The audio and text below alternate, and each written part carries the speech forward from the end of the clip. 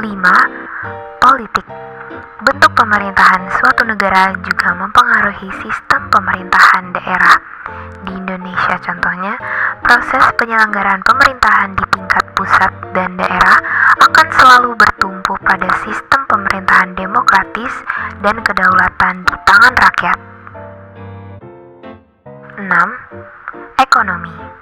Tingkat pertumbuhan ekonomi suatu daerah, tingkat pengangguran, tingkat perkembangan sektor perdagangan dan sektor jasa sangat berpengaruh terhadap pelaksanaan tugas pokok pemerintahan daerah. Semakin tinggi kemampuan ekonomi dan kapasitas keuangan pemerintah daerah, semakin tinggi pula kemampuan pemerintah daerah untuk melaksanakan pembangunan di daerahnya. 7. Sosial. Kondisi sosial ikut memberikan dasar yang penting dalam penyelenggaraan dan pengembangan pemerintah daerah. Karakter sosial suatu masyarakat sangat mempengaruhi pelaksanaan tugas pembinaan masyarakat, pelaksanaan pembangunan, demikian pula pelaksanaan tugas pemerintahan itu sendiri. Dalam praktik penyelenggaraan pemerintah daerah, perkembangan masalah-masalah sosial seperti masalah pendidikan, kesehatan, mobilitas sosial masyarakat, dan masalah perubahan sosial lainnya. Urusan pemerintahan.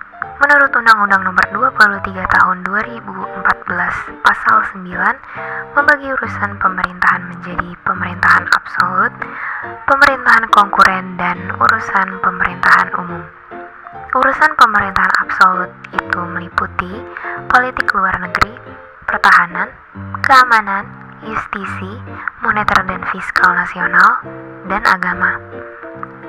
Urusan pemerintahan konkuren meliputi urusan pemerintahan wajib yang berkaitan dengan pelayanan dasar meliputi pendidikan, kesehatan, pekerjaan umum dan penataan ruang, perumahan rakyat dan kawasan pemukiman, ketentraman, ketertiban dan perlindungan masyarakat, dan sosial. Sedangkan urusan pemerintahan wajib yang tidak berkaitan dengan pelayanan dasar antara lainnya tenaga kerja, pangan, pertahanan, lingkungan hidup, perhubungan, koperasi dan UMKM, persandian, kebudayaan, perpustakaan, dan lainnya. Pun ada juga urusan pemerintahan pilihan meliputi pariwisata, pertanian, kehutanan, dan lainnya. Dan yang terakhir adalah urusan pemerintahan umum. Urusan pemerintahan umum adalah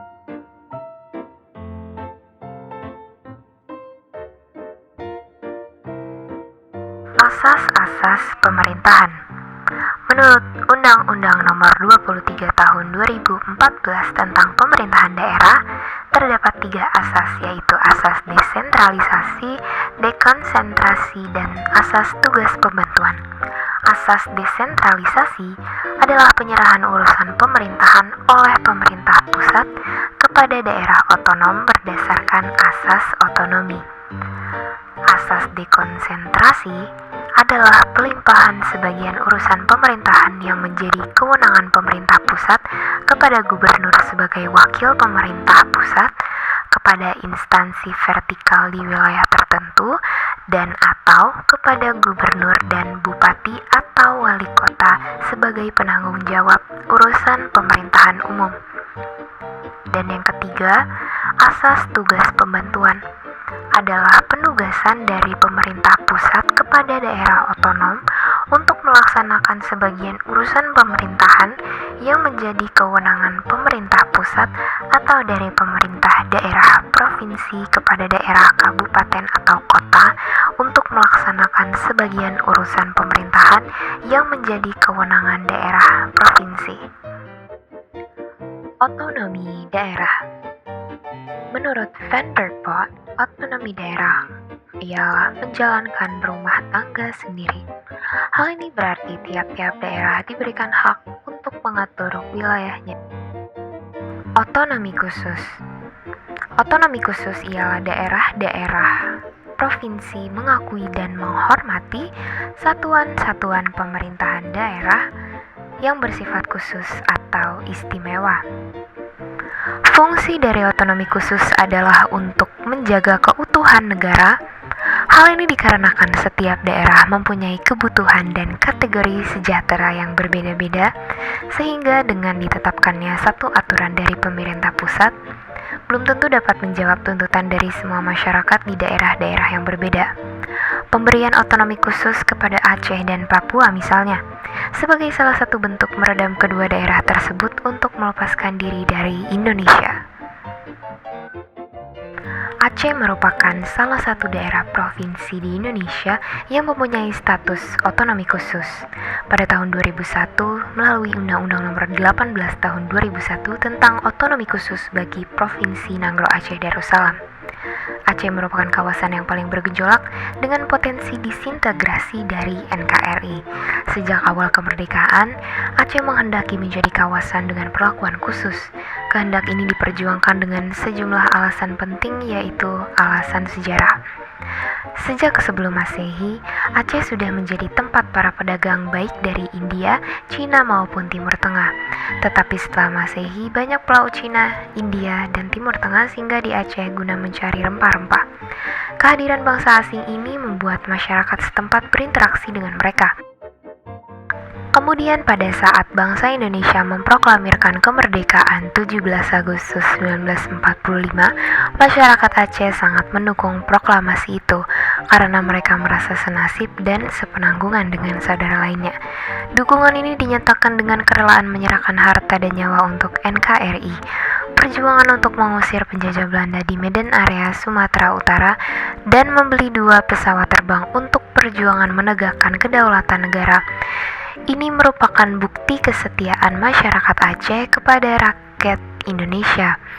Selama masa revolusi, Aceh merupakan wilayah yang tidak dapat diduduki Belanda, sehingga Aceh juga disebut sebagai daerah modal. Dalam hal pemberian otonomi khusus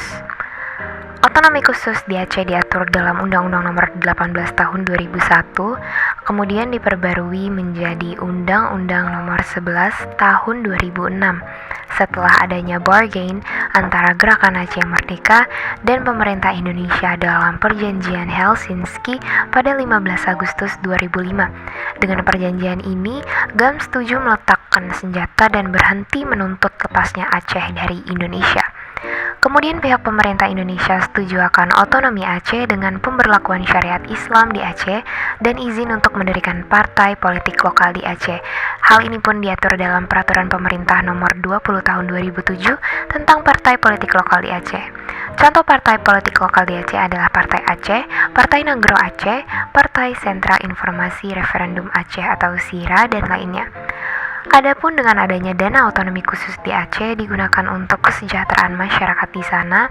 Kemudian pemerintah Aceh juga menjamin seluruh penduduk yang memiliki KTP dan KK dalam program asuransi dan juga membantu ribuan anak korban konflik dan pelajar Aceh pada masa itu untuk pendidikan gratis melalui beasiswa di dalam dan luar negeri.